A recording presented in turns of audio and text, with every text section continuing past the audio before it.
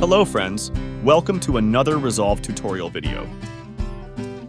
In this video, I will introduce you to the free File Activity Watch program, a tool that allows you to view information about every file read, write, and delete operation occurring on your system.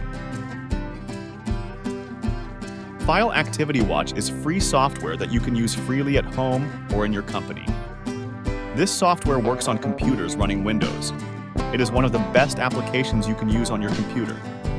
File Activity Watch allows you to see information about the read, write, and delete operations of each open file in Windows. It is very easy to use. Let's get started right away. Search for Nearsoft File Activity Watch on the Google search engine.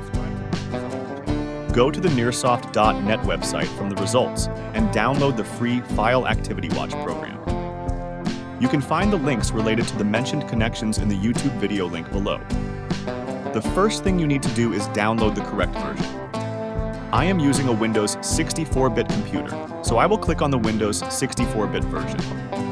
It is important for you to download the version suitable for your operating system if you are using a different one, as File Activity Watch also supports other languages. After downloading the program, extract it from the zip file and open it by double-clicking. That's it.